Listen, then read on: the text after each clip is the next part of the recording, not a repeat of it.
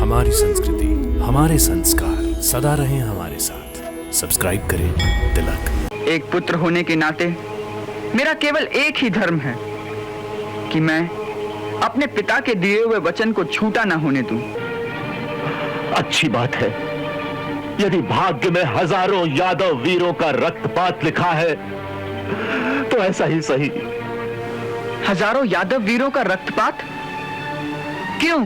तो आप क्या समझते हैं, आपको कंस के हवाले करके हम चुपचाप खड़े अपने राजकुमार की हत्या का तमाशा देखते रहेंगे? नहीं नहीं नहीं, ये आपके परम भक्त हैं, इन पर दया कीजिए। अब इनका उद्धार कर दीजिए। जैसी आपकी आज्ञा।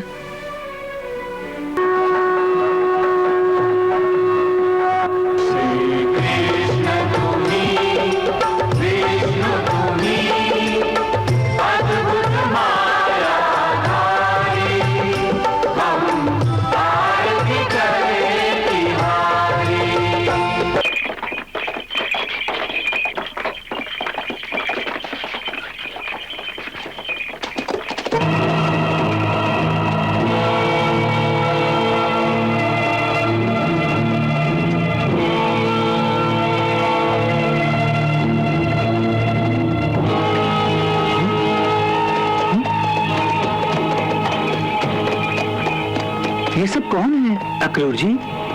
ये अपने ही साथी हैं, सुरक्षा के लिए अपने साथ आए हैं। सुरक्षा? किससे? कंस के सैनिकों से।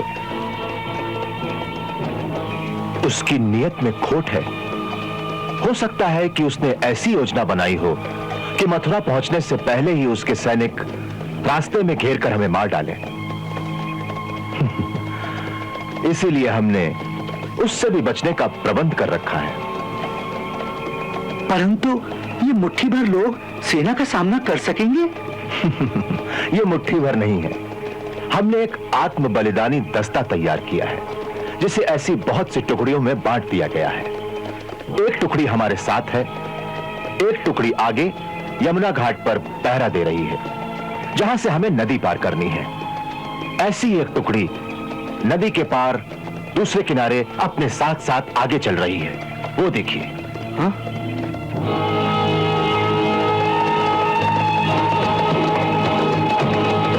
वो किस लिए? ताकि यदि हम पर कहीं रास्ते में ही हमला हो जाए तो हम वहीं से आप दोनों को नदी पार भेज देंगे और वो लोग वहां आपकी सहायता के लिए उपस्थित होंगे। नदी पार क्या तैर के करेंगे? फिर तो हम अभी से कपड़े उतार कर लंगोट बांध लें। नहीं नहीं नहीं, उसकी आवश्यकता नहीं है। रास्ते में जगह जगह एक एक नाव छुपा कर रखी हुई है, वो देखिए।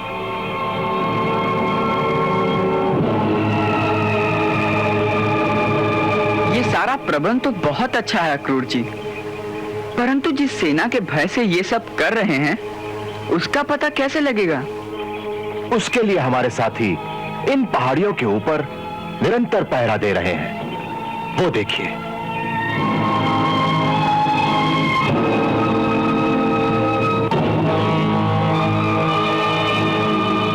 इन पहाड़ियों के उस ओर कंस के सैनिक हैं। हमारे साथी उनकी गतिविधियों पर नजर रखे हुए हैं। कोई खतरे की बात देखेंगे तो उनके हाथ में जो पताका है उसका रंग बदल जाएगा। वाह काका, क्या तैयारी की है आपने?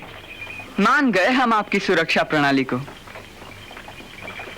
आप सचमुच यादवों के प्रमुख सेनापति होने के योग्य हैं। आपकी तो जितनी प्रशंसा की जाए कम ही होगी। राजकुमार कृष्ण, हमें अपनी प्रशंसा, अपनी किसी पदवी की चिंता नहीं है। चिंता तो इस समय केवल आपकी सुरक्षा की है। यह हमारा दुर्भाग्य है कि हम स्वयं आपको एक हत्यारे के पास लेकर जा रहे हैं और इसे हमारी आत्मा स्वीकार नहीं कर रही है। तो फिर आप क्या करेंगे? इसी धर्म संकट का निर्णय करना है कि क्या करें। एक ओर स्वामी की आज्ञा है तो दूसरी ओर हमारे साथियों का एक ही आग्रह है कि मथुरा में प्रवेश करने से पहले ही आपको भगाकर राज्य के बाहर किसी सुरक्षित स्थान पर ले जाएं। तो आपने कोई निर्णय लिया? नहीं, इसी धर्म संकट में फंसा हुआ हूं। वो भी धर्म है, ये भी धर्म है।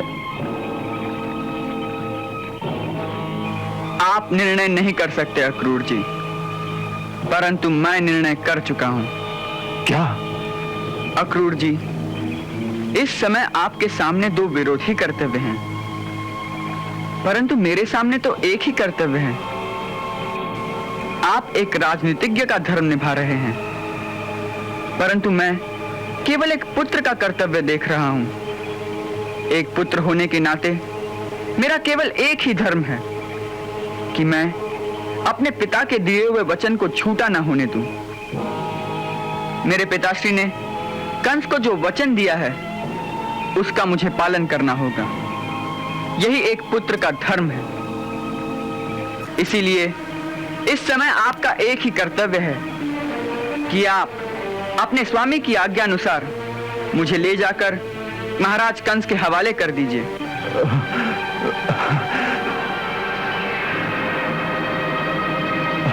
ये भाग्य की कैसी विडंबना है प्रभु। अच्छी बात है, यदि भाग्य में हजारों यादव वीरों का रक्तपात लिखा है तो ऐसा ही सही। हजारों यादव वीरों का रक्तपात? क्यों? तो आप क्या समझते हैं, आपको कंस के हवाले करके हम चुपचाप खड़े अपने राजकुमार की हत्या का तमाशा देखते रहेंगे? नहीं राजकुमार, नहीं। एक बार आपको उसके सामने खड़ा कर दूं, बस इतने में ही हमारे स्वामी का वचन पूरा हो जाता है। तत्पश्चात उसकी तलवार निकलने से पहले ही हमारे छुपे हुए यादव वीरों की तलवारें बिजली की तरह एक साथ लपक पड़ेंगी। फिर जो घमासान युद्ध होगा उसमें केवल लाशें ही लाशें होंगी। परंतु हमारे यादव वीर अपनी लाशों के ऊपर से आप दोनों को बचाकर निकाल ले जाएंगे, इसका मुझे पूर्ण विश्वास है और आप भी इसका विश्वास कीजिए।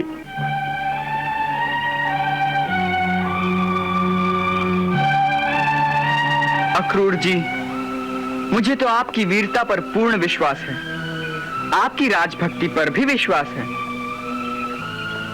परंतु आपको हम पर विश्वास नहीं। आप पर? अक्रूर जी, जितना आपको अपनी वीरता पर विश्वास है, उतना ही विश्वास यदि आप हमारी शक्ति पर कर ले तो फिर यह चिंता करने की आवश्यकता ही नहीं रहेगी।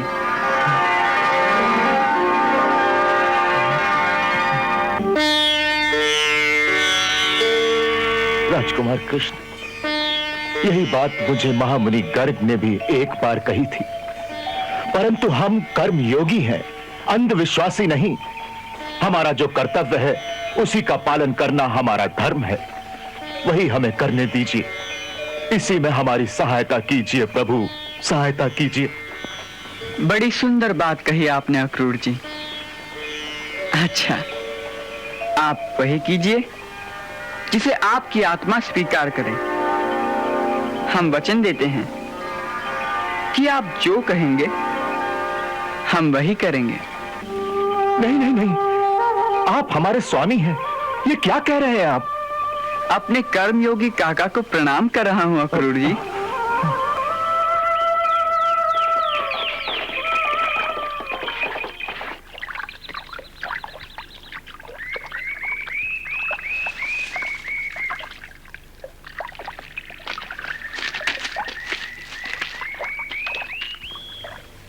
आप लोग यहीं विश्राम कीजिए, मैं अभी आता हूं। अच्छा काका।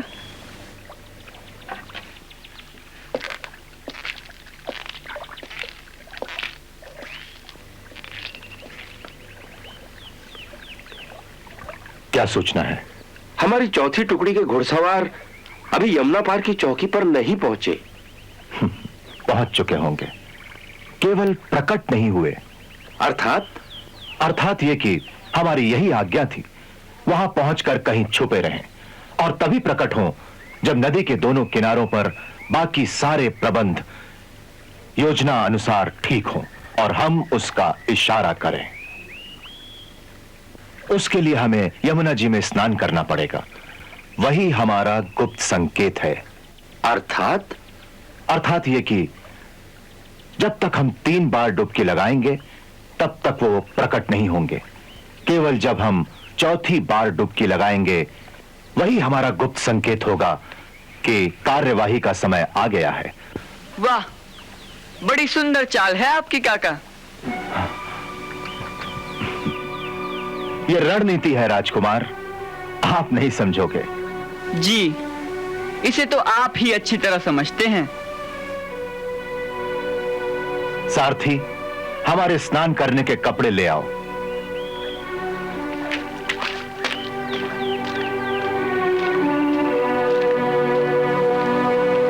अक्रूर जी ने तो बड़ी लंबी चौड़ी योजना बना रखी है दाऊ भैया। हाँ, मुझे तो इन पर दया आ रही है। बेचारे बहुत थक जाएंगे। अच्छा है, थकने दो। अहंकार में तो यही होता है। नहीं नहीं नहीं, ये आपके परम भक्त हैं। इन पर दया कीजिए।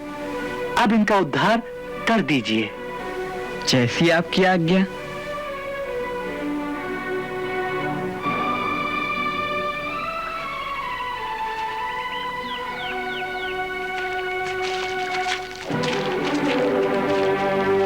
आप लोग यहीं रुकिए, मैं गुप्त संकेत देकर आता हूं। जी।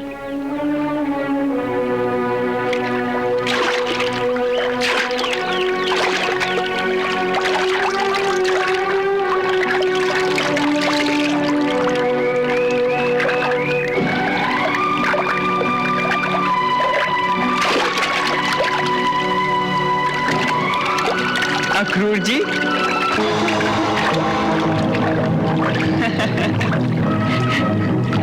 आप यहाँ क्या कर रहे हैं? बोलिए ना, क्या कर रहे हो?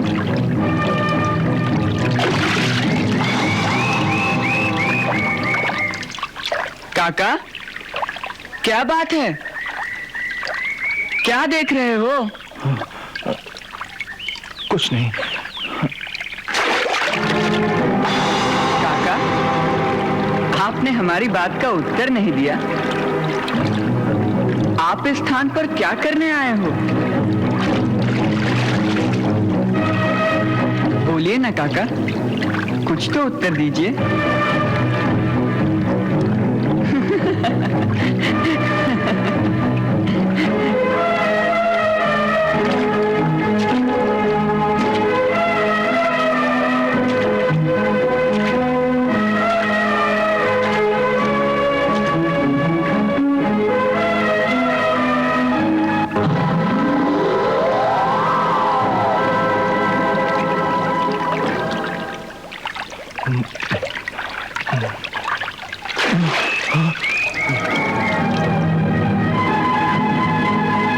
काका, इतने घबराए हुए क्यों हो?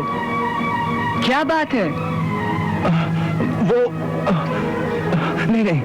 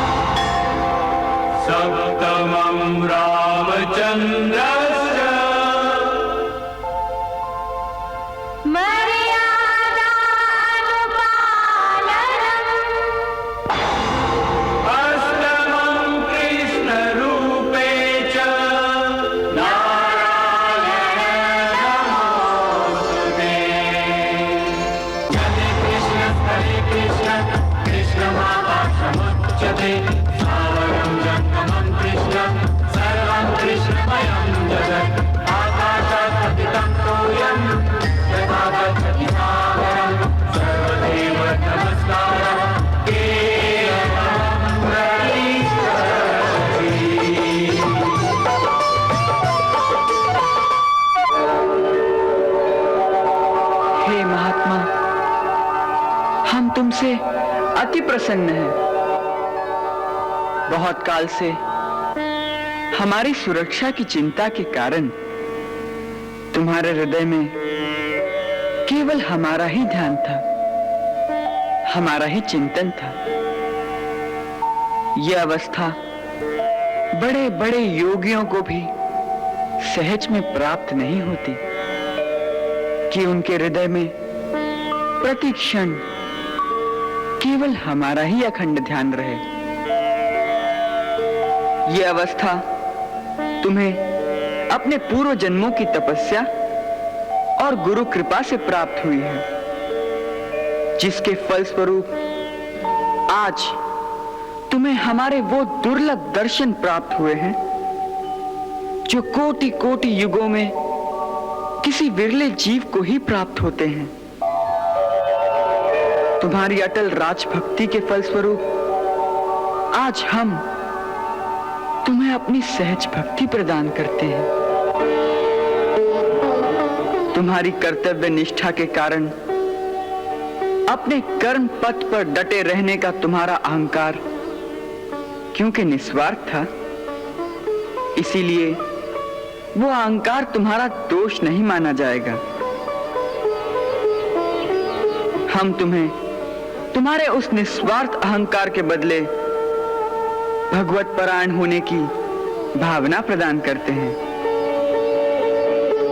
आज महामुनि गर्ग का वचन सार्थक हो गया। आज से तुम्हारा मन सदा के लिए केवल हमारे चरण कमलों का ही अनुरागी रहेगा। उसमें कभी कोई विकार नहीं आएगा। तुम एक सच्चे कर्म योगी की भांति संसार के समस्त कर्म करते रहोगे, परंतु वो सारे कर्म भगवत पूजा के समान ही मोक्षदायक होंगे। तथास्तु।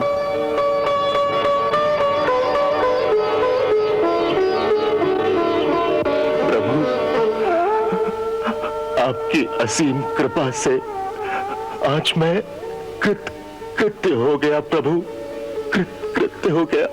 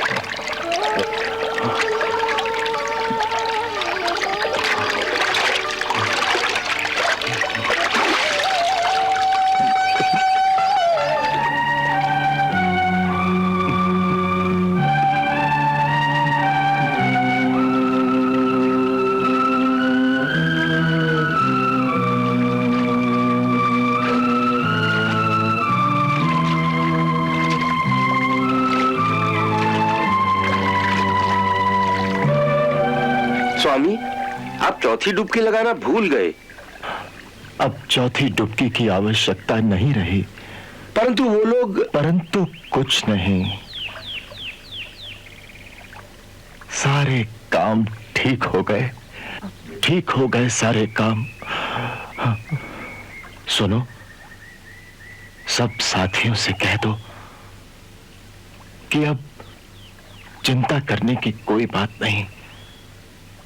जो सबकी रक्षा करता है उसकी रक्षा के लिए हमें चिंता करने की आवश्यकता नहीं। प्रभु, हमें चिंता नहीं करनी चाहिए, हमें चिंता नहीं करनी चाहिए।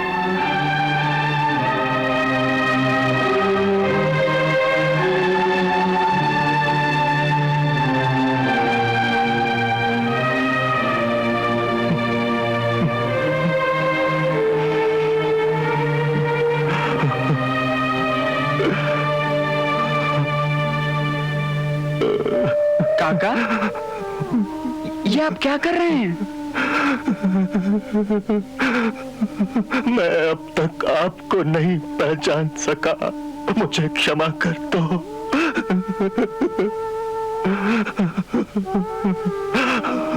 मुझे क्षमा कर उठिए दो क्रूर प्रभु, जी। मुझे क्षमा कर दो। उठिए क्रूर जी, उठिए, उठिए।